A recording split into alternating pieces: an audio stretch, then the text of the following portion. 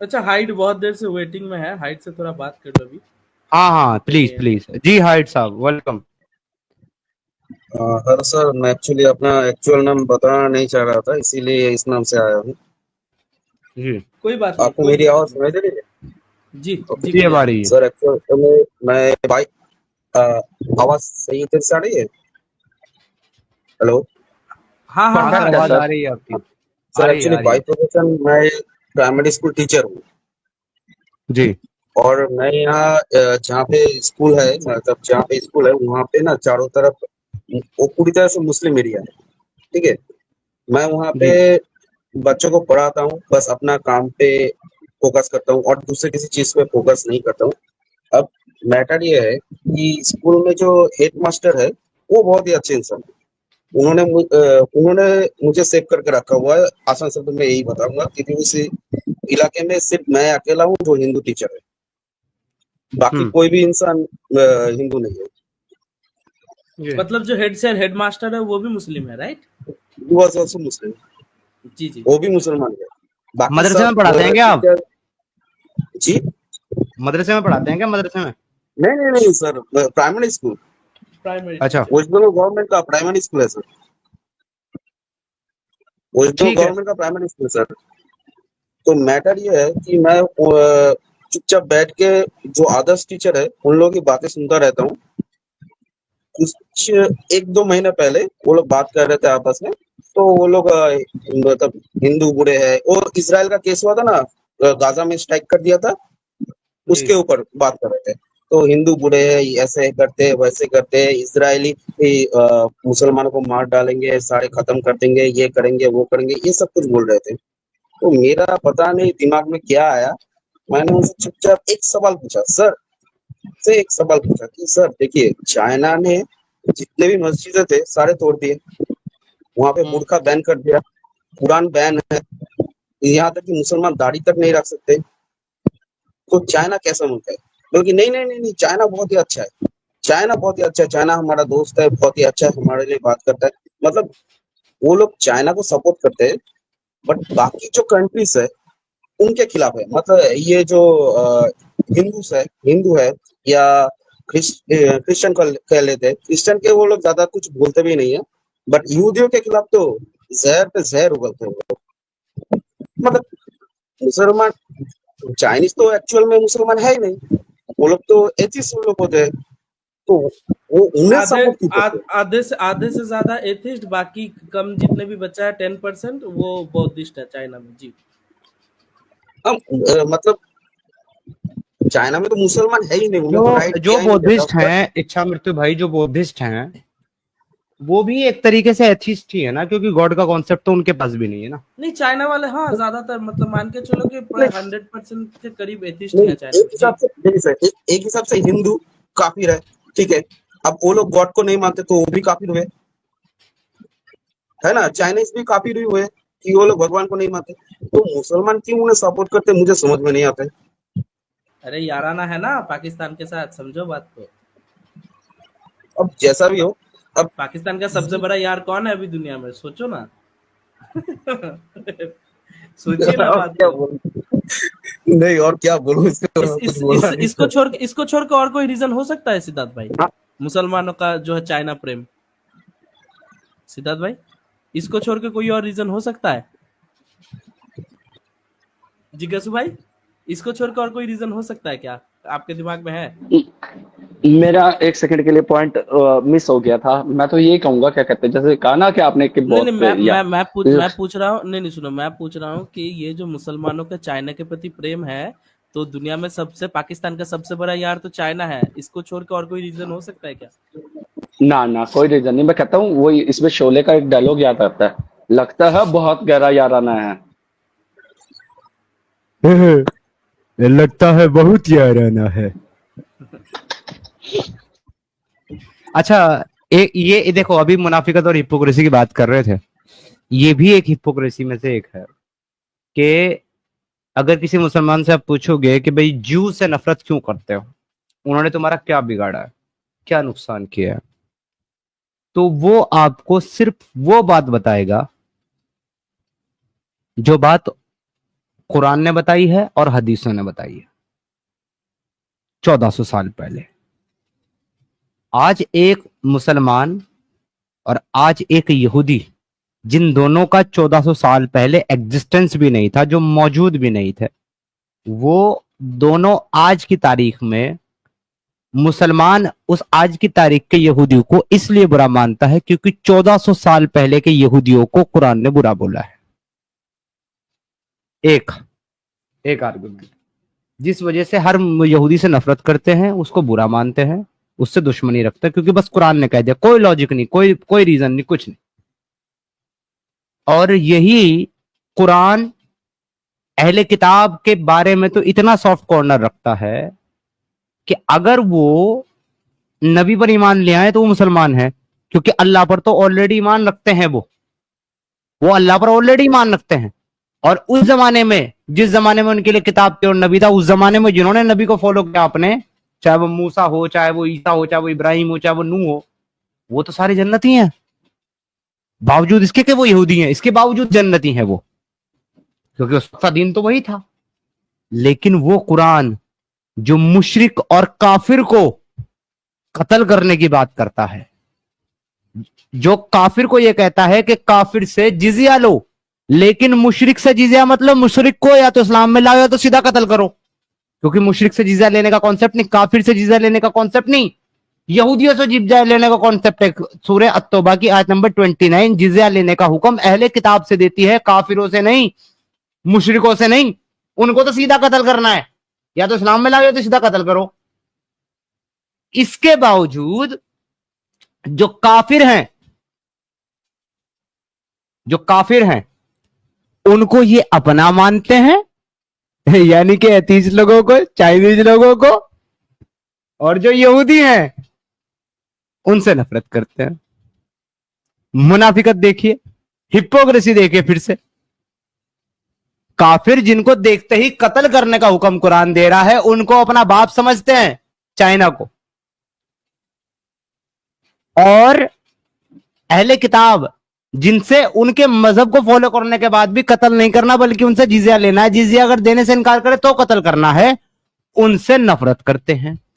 कितने बड़े हिपोक्रेट हो गए तुम मुसलमानों।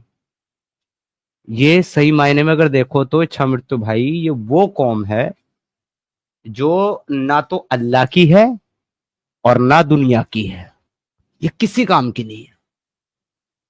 ये मुसलमानों की बात कर रहा हूं मैं।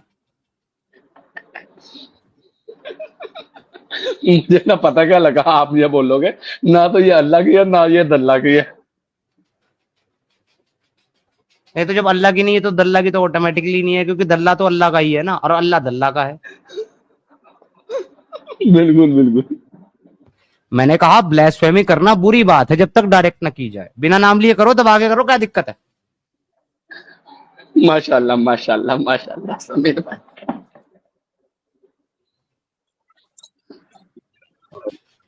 सर एक और चीज था। एक्चुअल में मैं जिस स्कूल में रहता हूँ, पढ़ाता हूँ, वहाँ पे तो मुस्लिम एरिया है, बट जब आता जाता रहता हूँ तो बहुत सारे हिंदू मेरे दोस्त भी हैं। तो उन लोगों के साथ एक ऑर्गेनाइजेशन है हमारा, छोटा सा ऑर्गेनाइजेशन का काम होता है कि नदी नाले साफ रखो, ये सब कुछ हम लोग अवेयरनेस जो होता है वो लोगों को बताते रहते हैं। अब उस अवेयरनेस फैलाने वाला ऑर्गेनाइजेशन जो है, इस ऑर्गेनाइजेशन में ऐसे बहुत सारे लोग हैं, they are all anti Hindu, but वो लोग खुद हिंदू धर्म से आते हैं। और सबसे बड़ी प्रॉब्लम की बात यह है कि इन लोगों ने कुछ तकरीबन 1-2 साल पहले एक छोटा सा मुहिम चलाया था कि वो आरएसएस जो है वो बहुत बुरा है, आरएसएस ने बहुत तबाही मचाई है। वो आरएसएस ने 26/11 का जो हमला था वो आरएसएस ने किया था। इस तरह के एक मूवमेंट चलाने की कोशिश की थी। तो मैं उस ऑर्गेनाइजेशन में हूँ, बट मैंने उनसे ये पूछ लिया था कि भाई तुम एक बात बताओ, तुम खुद हिंदू हो, फिर भी तुम हिंदुओं के खिलाफ बात करते हो। तुम बोल रहे थे कि आरएसएस ने ये सब कुछ किया है, तुम्हारे पास कोई प्रूफ है? अगर किसी दिन किसी ने मांग बैठा प्रूफ, सबूत दिखाओ, तो तब क्या करोगे? तो भाई ये हिंदू कम्युनिटी के लोग खुद अपने धर्म के खिलाफ इस तरह की बातें करते हैं। हाँ, ये समझ में नहीं आता है, ऐसा क्यों है?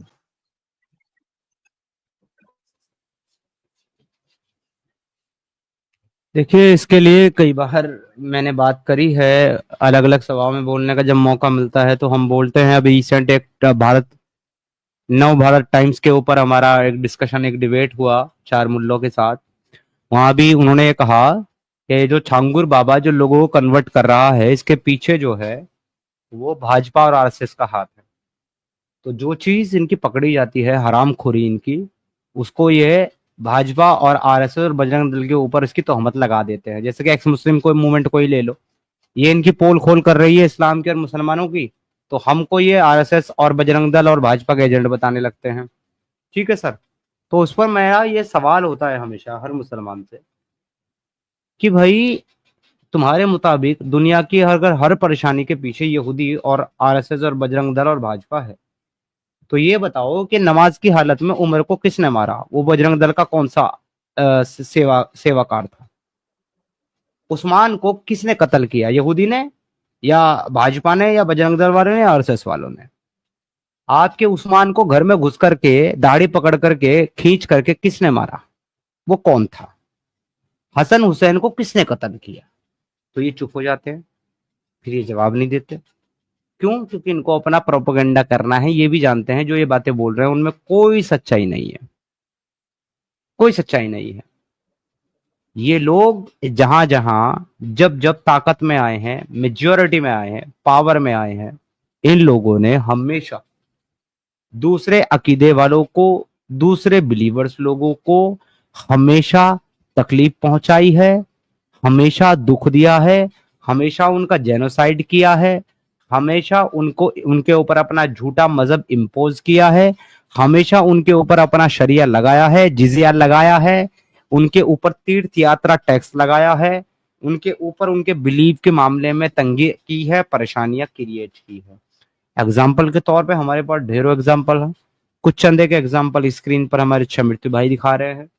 मुस्लिम वर्सेस ज्यूज, इसराइल में इन्होंने ज्यू का जीना हराम कर रखा है। मुस्लिम वर्सेस हिंदू, इंडिया में मल्टीपल ऐसे जेनोसाइड, ऐसे दंगे ये कर चुके हैं जहां इन्होंने हिंदुओं को कत्ल किया है। बांग्लादेश एक और मुल्क है जो इस लिस्ट में नहीं है। वहां पर रिसेंटली वो प्रोटेस्ट जो स्टूडेंट के नाम पर शुरू किया गया, उसको हिंदुओं के जेनोसाइड और मंदिरों को तोड़ने पर खत्म किया गया।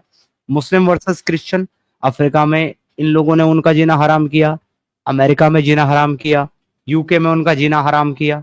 मुस्लिम वर्सेस बुद्धिस्ट, बर्मा में इन्होंने बुद्धिस्टों को चुन चुन करके मारा, जिसके जवाब में रिटेलिएट करते हुए जब बर्मा के अंदर उन लोगों ने इनकी पिट्ठी तोड़ी और इनके पिछवाड़े को काटा, तो फिर ये पूरी दुनिया में हाहाकार और तबाही मचाने लगे। हाय, मारे गए, मिट गए, लुट गए, कत्ल कर दिया, बुद्धिस्टों ने कत्ल कर दिया, अरे इन्होंने हमें मार डाला, हमें काट डाला, हमें कत्ल कर दिया, देखो कैसे जेनोसाइड कर रहे हैं।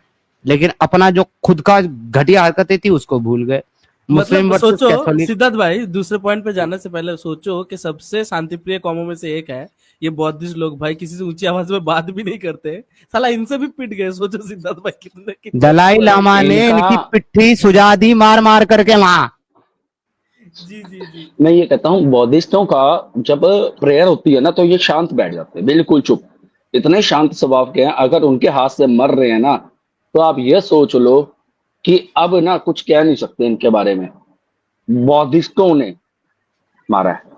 इनकी हिपोक्रेसी की सीमा देखने के लिए हमें बाहर कहीं जाने की जरूरत नहीं है। गुजरात दंगे उसका जीता जाता एग्जाम्पल है, जहां पर इन्होंने तीर्थ यात्रा में जाने वाली एक पर्टिकुलर ट्रेन, एक स्पेशल ट्रेन जो तीर्थ यात्रा के लिए जाती थी, जिसमें सारे के साबरमती सारे एक्सप्रेस। यात्री, हाँ साबरमती एक्सप्रेस, जिसमें सारे के सारे यात्री जो तीर्थ यात्री होते थे, इन्होंने स्टेशन में घुस करके उस ट्रेन को घेर लिया, उस ट्रेन के दरवाजे बंद किए और जिन दरवाजों खिड़कियां थी, जो विंडो थी, उसमें इन्होंने रजाई और गद्दे ठूस ठूस करके उसको बंद कर दिया ताकि कोई खिड़की के रास्ते, दरवाजे के रास्ते से बाहर ना निकल पाए।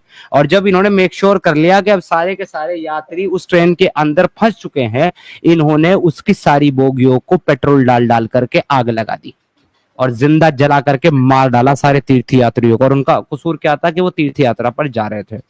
जब बदले में मोदी ने स्ट्रिक्ट एक्शन लेने के ऑर्डर दिए तो ये बिलबिलाने लगे, तड़प उठे और फिर इन्होंने वहां की पब्लिक प्रॉपर्टी को और प्राइवेट प्रॉपर्टी को और गवर्नमेंट प्रॉपर्टी को जलाना, नुकसान करना, दंगे करना शुरू कर दिया, महिलाओं के रेप करना शुरू कर दिया। अब बदले में कोई इनका जुल्म कहां तक सहेगा? बदले में हिंदुओं ने भी रिटेलिएट किया और इनको फिर उन्हीं लैंग्वेज में समझाया जिस लैंग्वेज में ये उनसे बात कर रहे थे।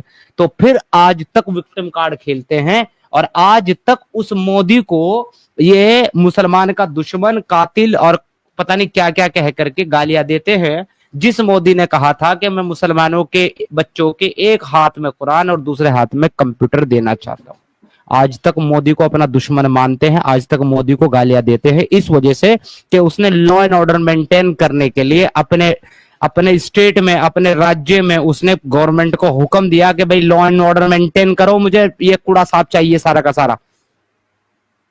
बिल्कुल बिल्कुल। समीर तो भाई, ये सच्चाई और लोग ऐसे दल्ले लोग हैं सर, ऐसे विक्टिम कार्ड लेकर के घूमने वाले लोग हैं ये, जो हमेशा विक्टिम कार्ड खेलते हैं। पहले हरकत करेंगे, पहले हरामीपन करेंगे और जब इनके पिछवाड़े पे डंडे पड़ते हैं तो फिर विक्टिम कार्ड लेकर के सारी दुनिया में रोते हैं। सर ये बोलो। देखिए, ये काम मुसलमान कर रहे हैं, ठीक है, मैं मान लेता हूँ एक वक्त के लिए कि भाई उनके दिमाग ही ऐसा है। बट जब हिंदू हाँ अपने खुद के कम्युनिटी को सपोर्ट नहीं करता है, बल्कि उल्टा जो दंगा कर रहा है उन्हें सपोर्ट करने लगता है by the name of secularism. मुझे पता है कि ये लोग सेकुलरिज्म के चक्कर में ये सब कुछ करते हैं। इन्हें कैसे समझाए? क्योंकि मैंने बहुत सारे मेरे दोस्त है जिन्हें समझाने की कोशिश की है एनजीओ में ही जी, कि भाई देख ये जो क्या हुआ था, अरे नाम क्या था सर, जो कुछ महीने पहले जो गवर्नमेंट में बैन किया था, वफ का था। हाँ, वक्फ बोर्ड बैन किया था। उसके बाद यहाँ दंगे हुए, पश्चिम बंगाल में दंगे हुए। सर मैंने अपने एनजीओ से कहा कि चल दंगा जिन जिन एरिया में हुआ है उनके लोगों के लिए कुछ अरेंजमेंट करते हैं। उन्होंने साफ मना कर दिया, कहने लगे कि भाई मुसलमानों के साथ बहुत जुल्म हुआ है, जिस वजह से उन्होंने ये सब कुछ किया है, हमें इसमें पढ़ना नहीं चाहिए, हमें अपना काम करना चाहिए। सर जब हाँ आप तो एक अगर हिंदू अगर भाई साहब ममता बानो को चुनोगे तो फिर तो यही होगा ना। अरे कहाँ सिद्धार्थ भाई, उसके अलग ही भाई फंडे है भाई वो। मतलब छोड़ो, उस पे तो हम बात नहीं करेंगे क्योंकि वो भाई दुर्गा पूजा सर में उन्हें भाई चुनना नहीं गवर्नमेंट, पड़ता है, वो चुन के आ जाते सुनिए हैं। ना, गवर्नमेंट टैक्स के पैसों से भाई 1,20,000 रुपए करके दुर्गा पूजा में उड़ा रही है भाई लोगों का जो है अमाउंट। भाई वो अलग ही भाई सुविधावादी मतलब औरत है, ठीक है, उसको बात ही छोड़ो। और 2 पॉइंट रह गए बस, मुस्लिम बस वर्सेस कैथोलिक फिलीपींस में। एक बात इसमें वाले रख दूं, फिर आगे चलते 2 पॉइंट पे। जी जब इलेक्शन आता है तब वो अपनी हड्डियां तुड़वा करके व्हील चेयर पे बैठ जाती है। हाँ बिल्कुल बिल्कुल बिल्कुल। जैसे ही इलेक्शन आएगा तुरंत उसका एक्सीडेंट हो जाएगा। पूरे 5 योजना में वो ठीक रहेगी, 5 साल की योजना में, लेकिन जैसे ही इलेक्शन का टाइम आएगा तुरंत उसके साथ ऐसी कोई ट्रेजेडी होगी कि वो व्हील चेयर पे आ जाएगी ममता बानो। हाँ बिल्कुल बिल्कुल। इतनी बड़ी विक्टिम उसने, मैं कहता हूं ये विक्टिम कार्ड वाला फंडा उसने मुसलमानों से सीखा है। बिल्कुल बिल्कुल बिल्कुल। सर एक्चुअल में उनका एक टीम है, नाम है कुछ आईपैड करके ग्रुप है। ये ग्रुप एक्चुअल में लोगों को फोन करता है, वेस्ट बंगाल में लोगों को फोन करके पूछता है कि भाई इस बार इलेक्शन में कौन जीतेगा।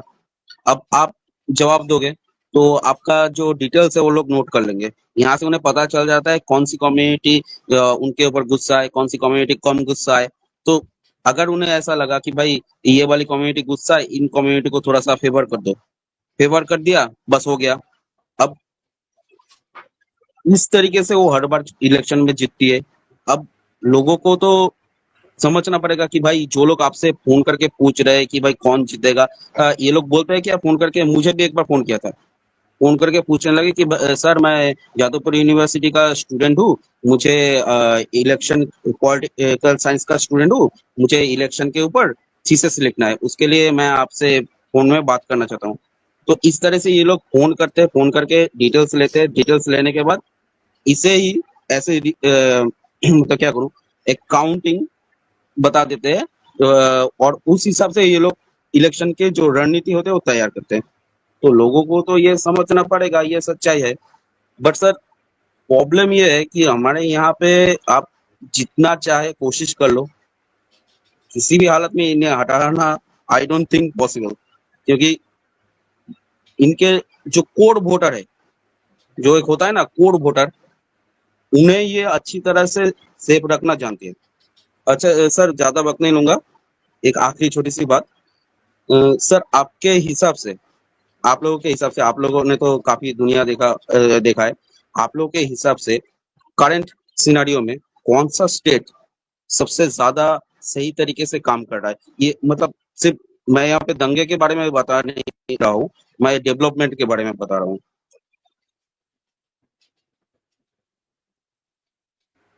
देखिए मेरा कौन सा अगर स्टेट? जी जी सर, इसमें देखिए, अगर मेरा वोट आप पूछना चाहते हैं तो मेरा वोट उत्तराखंड को जाएगा डेफिनेटली, और आसाम को। मैं भी इस पे बोलना चाहता था सिद्धार्थ भाई, डेफिनेटली आसाम भी अभी उतना ज़्यादा नहीं, लेकिन उत्तराखंड में खास करके मैं जो है एनजीओज के जॉब्स के लिए प्रिपरेशन जब ले रहा था, तो मैंने देखा कि जो एफर्ट डाल रहा है ना उत्तराखंड का जो गवर्नमेंट है, इतने सारे पब्लिक ये जो है नॉन गवर्नमेंट ऑर्गेनाइजेशन के द्वारा इतने सारे स्कीम्स चलाए जा रहे हैं, इतने डेवलपमेंट की कोशिश जो उनका है सिद्धार्थ भाई, वो टॉप नॉच है। और डेफिनेटली मतलब अलग अलग ऑर्गेनाइजेशन के साथ जो है टीम अप करके किस तरीके से एजुकेशन को डेवलप कर सकते हैं, किस तरीके से जो है जंगलों को बढ़ाया जा सकता है, पॉल्यूशन के खिलाफ लड़ सकते हैं, जो लैंडस्लाइड होते हैं उनको, तो जो काम भाई जो है उत्तराखंड की सरकार कर रही है, तो डेफिनेटली काबिल तारीफ है सिद्धार्थ भाई, डेफिनेटली 100% एग्री। क्योंकि एक एफर्ट दिखता है ना कि एक्चुअली में डेवलपमेंट करने का एक एफर्ट दिखता है लोगों में, तो वो वहां पे दिख रहा है सिद्धार्थ भाई जी। हाँ सर। अभी अभी जो एक नया बिल लेकर के आई थी गवर्नमेंट, वो जिसमें सबको समान अधिकार और समान कानून सबके लिए बराबर है, शायद एनआईए, कौन सा कानून था? वो सिविल, एक सेकंड, हाँ, uniform uniform civil code, UCC.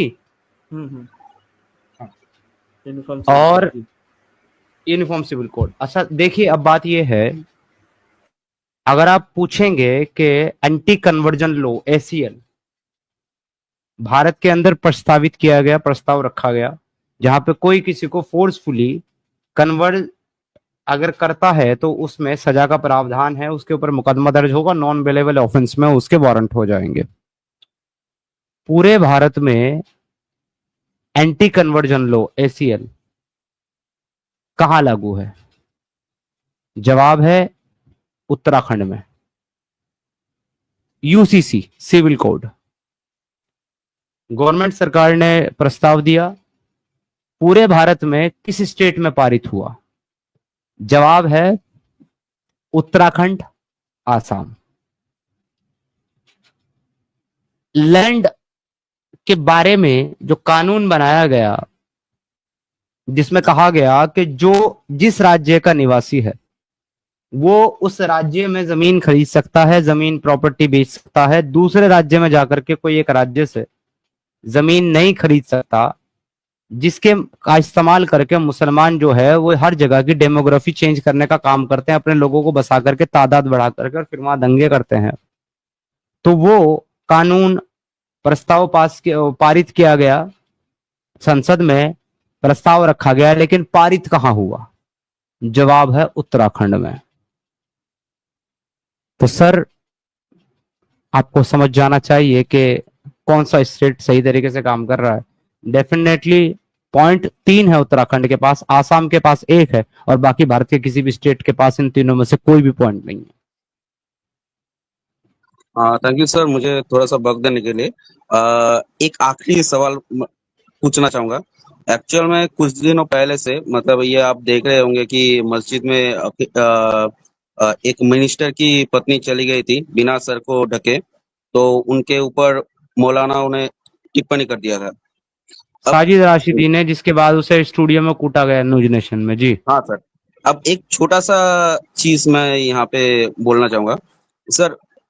यही काम, मतलब ये जो मतलब मौलाना ने जो कहा उनके खिलाफ गलत कहा, उसके बाद क्या एक मुसलमान तो हर बार में बाहर निकल आते हैं, चीखने चिल्लाने लग जाते हैं कि भाई सर तन से जुदा का नारा लगाते हैं, इस्लाम खतरे में, ऐसा बोलते हैं, बट इनके खिलाफ एक बार भी नारा क्यों नहीं लगाया इन लोगों ने?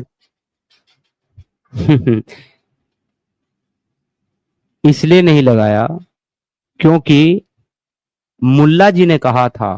अब मैं आगे जो है सॉफ्ट नहीं बोल रहा हूं, इंग्लिश में सॉफ्ट जिसको बोलते हैं ना, उसको हिंदी में कुछ बोलते हैं, वो आप समझ जाएगा, मैं नहीं बोल रहा। हाँ जरूर सर, तो जरूर। मुल्ला मुल्ला सॉफ्ट ने ये कहा था कि हमने उत्तर प्रदेश में कार सेवकों के ऊपर गोली चलाने का आदेश इसलिए दिया ताकि मुसलमानों का हम पर विश्वास बना रहे। दूसरी बात, मुल्ला सॉफ्ट साहब ने संसद में कहा कि आप कहते हैं कि हम मुसलमानों को अपीज करते हैं, तो हाँ हम करते हैं, और उनको नहीं करेंगे तो किसको करेंगे, तुमको। तो जो पार्टी ऐसे ऐसे बयान देती हो और जिस पार्टी के सपोर्ट में ये पूरी कम्युनिटी पगलाई फिरती हो, मैं कहता हूं ऐसे इंसिडेंट 2-4 ऑन होने चाहिए, इनके बीच का प्रेम और गाढ़ा होगा, बढ़ेगा इनके बीच का प्रेम। आज कम बढ़ा है, इस वजह से आपको गालियां नजर नहीं आई। जब उस लेवल तक बढ़ जाएगा 3-4 इंसिडेंट होने के बाद, फिर आपको गालियां और पुतले सब जलाते हुए नजर आएंगे। ये कौम किसी की सगी नहीं है, वक्त आने पर अपना रंग जरूर दिखाएगी। थैंक यू सर, मुझे थोड़ा सा वक्त देने के लिए। ओके, मैं अभी गुड बाय कहूंगा। सर आपसे एक छोटा सा रिक्वेस्ट है, मैं ज्यादातर आप लोगों का स्ट्रीमिंग देखा करता हूँ, बट प्रॉब्लम ये है कि आप लोग नॉन मुस्लिम वाली स्ट्रीमिंग बहुत कम लाते हो। तो अगर आप थोड़ा सा मतलब हफ्ते में कम से कम एक दिन नॉन मैं मुस्लिम थोड़ा सा वाला हमने पैटर्न स्ट्रीम लाओ। चेंज किया है अपनी स्ट्रीम का। हमारी जो स्ट्रीम्स हैं अभी कुछ टाइम तक जो है वो ओपन फॉर ऑल रहेंगी, जैसे कि आज की स्ट्रीम चल रही है। लेकिन एक चीज हमेशा इसमें फिक्स रहेगी, जैसे ही कोई मुस्लिम आएगा तो उस मुस्लिम्स को हम प्रायोरिटी देंगे, वरीयता देंगे हर स्ट्रीम में, ताकि वो बात करे, हमारे साथ डिस्कशन हो, डिबेट्स हो। बाकी अगर कोई मुस्लिम्स उस वक्त नहीं है तो हम तमाम नॉन मुस्लिम्स को अलाउ करेंगे अपनी स्ट्रीम में, जो इस्लाम पर और हमारे टॉपिक पर बात करना चाहेंगे। आज से कुछ टाइम तक ये पैटर्न हमारा रहेगा, तब तक जब तक के मुसलमान दोबारा से हिम्मत जुटा करके हमारे साथ डिस्कशन और डिफेंड करने के लिए तैयार नहीं होते। इसीलिए हमने आज इनको पिन करने के लिए, इनको सुई चुभाने के लिए अपना टॉपिक रखा, why Muslim afraid to defend prophet Mohammad. मुसलमान अपने प्रॉफिट मोहम्मद को डिफेंड करने से इतना डरते क्यों हैं? इनको रोज पिन मारेंगे तो कभी ना कभी इनको गैरत और शर्म आएगी, ये आएंगे। सर एक छोटा सा रिक्वेस्ट है, आप अपने स्ट्रीमिंग में एक बार ये जो सम्राट अकबर जो था, इन्होंने तो ये लोग कहते हैं कि ये सर मुसलमान मेरा थे, टॉपिक बट नहीं, इन्होंने तो नहीं सर मेरा टॉपिक नहीं है, नहीं। नहीं नहीं मैं actually हाँ मैं समझ गया आपका, मैं समझ गया आपका पॉइंट। इसमें अलग अलग सबके आर्गुमेंट है, अलग अलग सबकी वो जो है चीजें हैं, रेफरेंसेस सब कुछ है। पर सर मेरा टॉपिक हिस्ट्री नहीं है। जो एक्स मुस्लिम हिस्ट्री पे बात करते हैं, ऐसे 2-3 एक्स मुस्लिम्स को मैं जानता हूँ। एक एक्स मुस्लिम है उसमें जो बड़ी जी तोड़ मेहनत कर रहा है पिछले 2-3 सालों से, उसका नाम है एक्स मुस्लिम भारत। और मैं सब लोगों को रिकमेंड करूंगा कि भाई ऐसे एक्स मुस्लिमों को सपोर्ट करें जो मेहनत से काम कर रहे हैं। वो लगातार 3 सालों से इस्लामिक हिस्ट्री पर और भारतीय हिस्ट्री के ऊपर कंटेंट बना रहे हैं। तो अगर आपको उससे रिलेटेड स्ट्रीम सुनना है तो आप उनके चैनल को सब्सक्राइब करें, उनके साथ जुड़ें।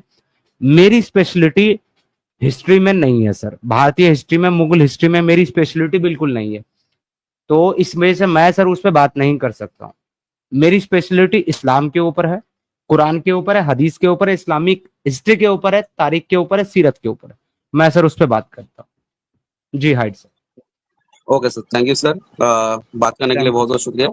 मैं अब विदा लेना चाहूंगा। Good bye sir. Okay sir, thank you so much, nice to talk to you, good night जी।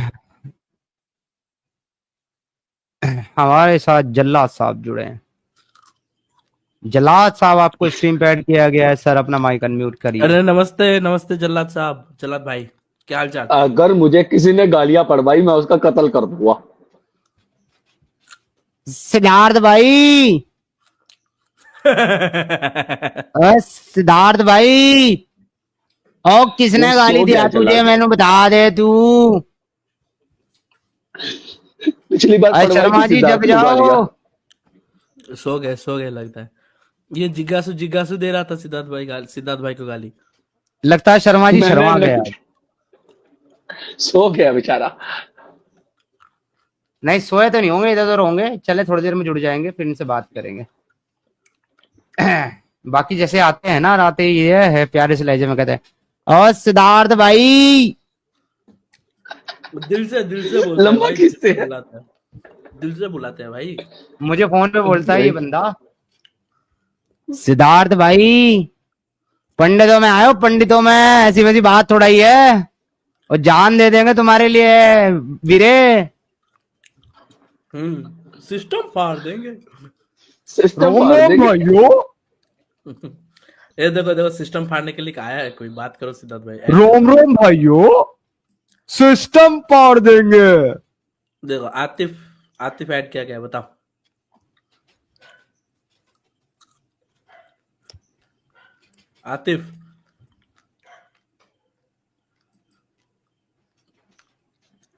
आतिफ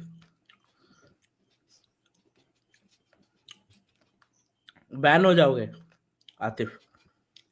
आतिफ का, आतिफ असलम का गाना याद आ गया, और मैं कहना चाहता हूँ आतिफ को, अभी जा सनम यूं न कर सितम। अरे आतिफ आप भी जाओ, वॉइस में आ जाओ। रुको इसका माइक देख लेता हूँ, कहीं कम तो नहीं करा हुआ। नहीं, सब कुछ सही है, बढ़िया है। हाँ जी आतिफ भाई, आतिफ आगे। तुम्हें ज्यादा पसंद है लगता है। आतिफ अरे मुझे पसंद तो, था। मुझे देखो, मुझे हर वो इंसान पसंद है जो रसूल अल्लाह की बात को नहीं मानता। और आतिफ असलम, राहत फतेह अली खान, अदनान सामी, और हमारे लीजेंड, और मेरे जो है दुनिया के सबसे बेहतरीन रेस्पेक्टिव इंसान मेरी नजर में कलाकारों में, जनाब नुसरत फतेह अली खान साहब, मेरे लिए ये बहुत अजीज हैं, बहुत मेरे दिल के करीब है, क्योंकि ये सारे के सारे आपके रसूलुल्लाह की बात को नहीं मानते। बिल्कुल। अच्छा बात सुनो, ये एवोल्यूशन की हिस्ट्री के बारे में कुछ बताओगे तुम? नहीं एवोल्यूशन हुआ ही नहीं है, एवोल्यूशन पूरा झूठ है।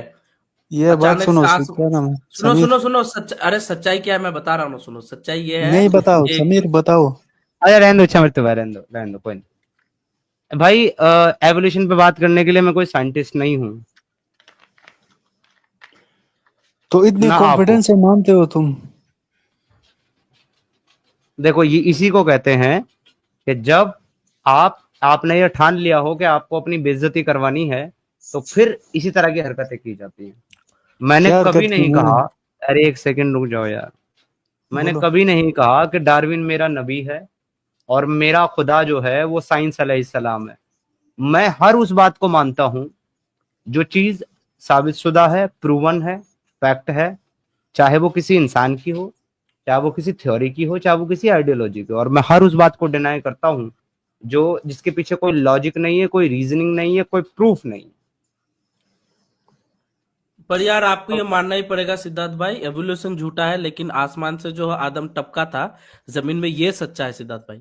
मैं इसकी हाँ। गवाही देता हूँ, सच्चाई ये है सिद्धार्थ भाई। और इस बात को सच्चाई, इसको सच्चाई मानने के लिए आपको किसी प्रूफ की जरूरत नहीं है, बस ये हमारा ईमान है। नहीं ट्रस्ट मी ब्रो, यही तो प्रूफ है। Trust me bro. Trust me bro, मतलब कितना चलो बात funny बात चीज है। करने देते हैं। आज अच्छे से बात कर रहा है, गाली गलौज नहीं कर रहा, तो बात करने देते हैं। हाँ आतिफ, इवोल्यूशन के बात अलावा कोई सुनो। और टॉपिक है इस्लाम से रिलेटेड तो बात करो। बात सुनो, मेरा कोई भरोसा नहीं है, मैं तुम्हें पहले ही बता दूं। जैसा तुम चलोगे वैसे मैं चलूंगा। तो ठीक है, फिर मैं भी जैसा तुम चलोगे वैसा मैं चलूंगा। मेरा तो तुमसे डबल भरोसा नहीं है। जैसे ही तुम्हारे मुंह से निकली गाली तो मैं रसूल अल्लाह की तारीफ करूंगा काली काली। पठान का कोई भरोसा नहीं है, मेरे पे भरोसा नहीं करो। मेरे पठान का भरोसा बहुत ज्यादा होता है। कम से कम पठान का इतना बात तो तय होता है कि वो गोबर खाएगा। फिर वही कर, अभी मैं बोलूंगा, मैं बोलना स्टार्ट करूंगा फिर। तो टॉपिक पे बात करो, don't waste your and my time. Topic पे बात करो। तो तुम्हें पता नहीं है ना, तुमने बोला मुझे मेरा पता नहीं टॉपिक है, क्या तुम रसूल अल्लाह को डिफेंड कर सकते हो? मैंने तुमसे क्या पूछा था, तुम कहाँ जा रहे हो? मैंने कह दिया मैं साइंस पे बात करने के लिए कोई साइंटिस्ट नहीं हूं। तो जब मेरे पास कोई नॉलेज है ही नहीं उस बारे में, तो मैं क्यों तुमसे उस बारे में बात करूं? जब मैं मान रहा हूं कि मेरे पास नॉलेज नहीं है। तुम कह दो तुम्हारे पास इस्लाम की नॉलेज नहीं है, किस्सा खत्म। मैं नहीं करूंगा इस्लाम पे बात तुमसे। अच्छा तारीख क्या है आज? साथ है ना। अभी इस महीने के जो है 23 दिन बाकी हैं। 23 दिन में मर 8 जाऊंगा ना है, मैं, यही कहने वाले हो ना? 8 है, 8 तारीख है आज। चलो 8 है, मतलब 22 दिन में मैं मर जाऊंगा, यही कहने वाले हो ना तुम? अगला सेंटेंस। जो काम मेरे ख्याल से 3 हफ्ते में होने वाला है, तुम उसको जल्दी करने के चक्कर में हो। हम मतलब मैं मैक्सिमम 3 हफ्ते में, 2 हफ्ते में मैं मर जाऊंगा ना, यही तो तुम कहने वाले हो ना? वो पता चलेगा ना जब तुम्हारे सर पे चलो खड़ा ठीक होगा है, तो आके। जब पता चलेगा तब